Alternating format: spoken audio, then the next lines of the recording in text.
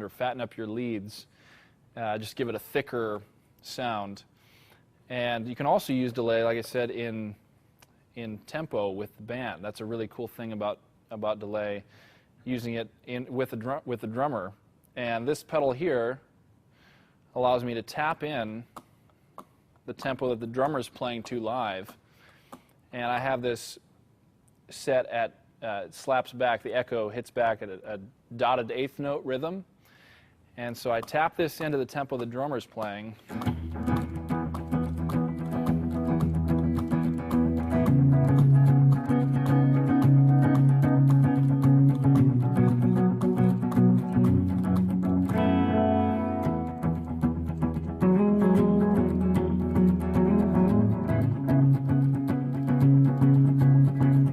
So the delay is filling in all these spaces in between even what I'm actually playing, so it can be used really cool in a rhythmic way like that.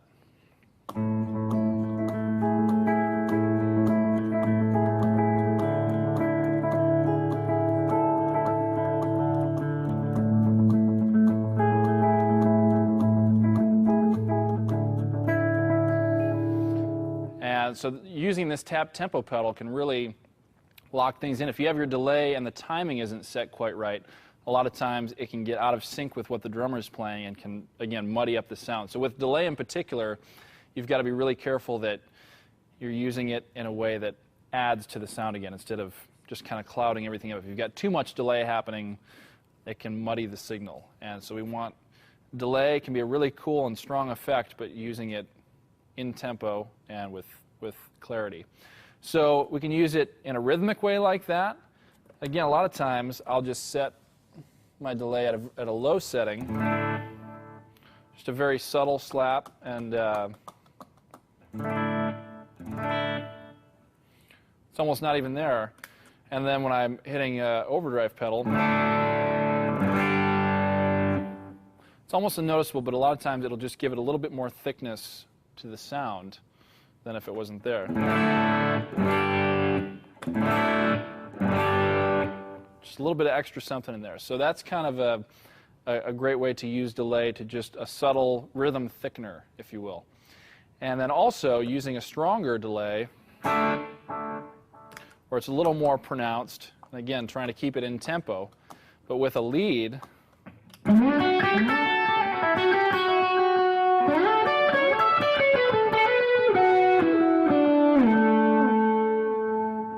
Gives it a lot more body to the sound, which isn't necessarily, you wouldn't want that in every situation, but sometimes with leads it can really help it to kind of sing out a little more and give it even more thickness to the lead tone. So those are some uses for delay. I'm also, when I'm playing in these loops for the acoustic guitar part, this has what's called a sound-on-sound recorder in it, and it allows me to play in those patterns,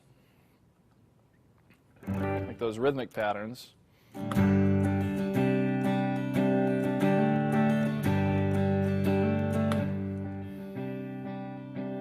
it will keep looping that. And it's a great tool for practicing your scales, or working on solo ideas, or working on parts that you can play with that looping effect. Really, really great tool for practicing. So that's the delay pedal. And then my last pedal in my chain, it's going to just a boost pedal, which all this pedal does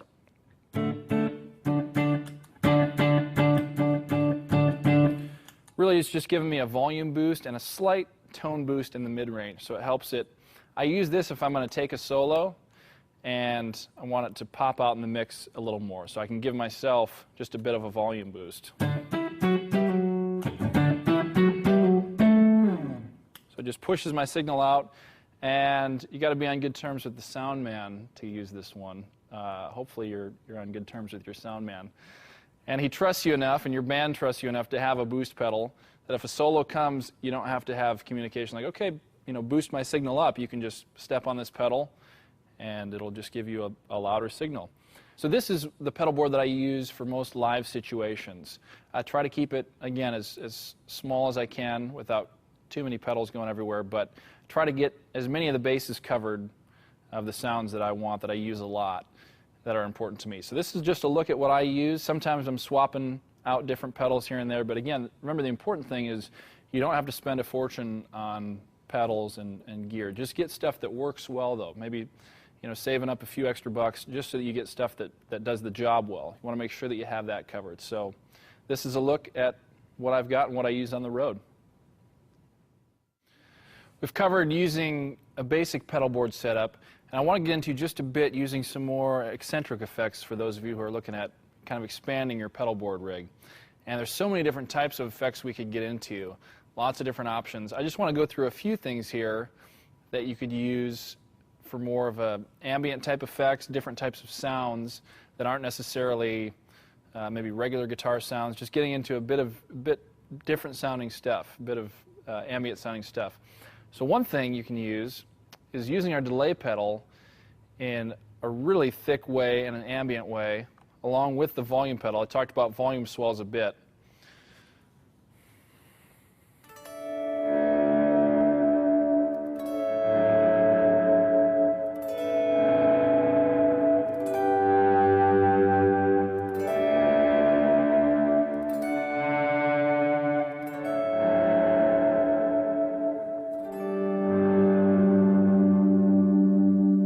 Got a real thick delay on it, and the delay actually has a bit of like chorus and modulation on it. So it just gives it a real kind of warm sound, and you got to be careful with that too, otherwise it can start to sound slightly out of tune, which we don't want again. But there's an example of using delay in a really textural way. Another thing I've got here is this Line 6 pedal that does some really wacky stuff. Few examples, and particularly how I've used them in songs. At the beginning of the song Hosanna on Paul's new CD, there's kind of this effect right here. Almost sounds like a keyboard type effect, and just used in the opening of that track, just listening to that, just as an effect to kind of bring something in for a different type of color, a different type of sound, just to give it a unique thing.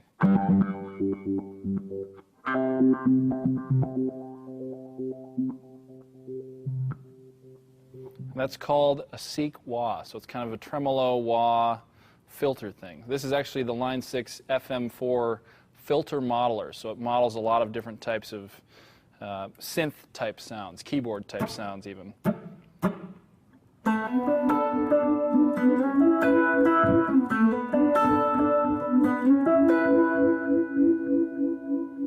Real kind of interesting effect there. There's a lot of different models on this. Also, do more of an auto wah type of thing.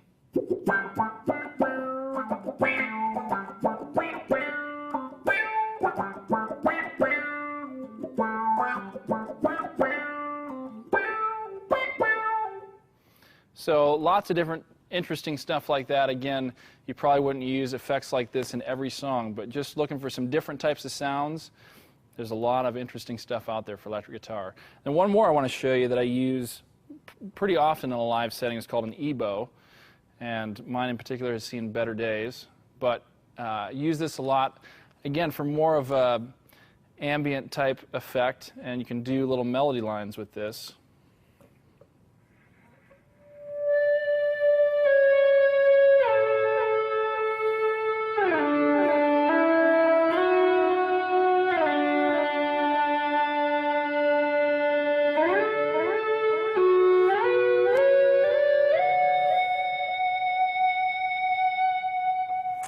And all it's doing is creating a little magnetic field over the string. So I'm never picking the strings, I'm just holding this over.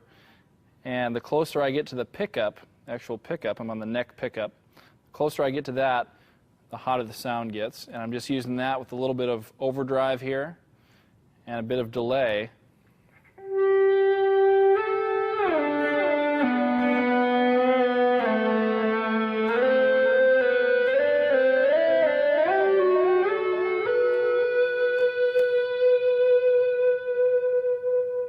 Be kind of a cool effect as well. So again, there's so much stuff out there to try. Just want to give you a few ideas of stuff that I use and in what different settings I've used them. I want to talk a bit about using a capo with the electric guitar as well. A lot of times we see capos on acoustic guitar and use them on acoustics, but it's usually not as common that we use them on electric guitar. But it can be a great way to again, find a part that we might be hearing in our head, and perhaps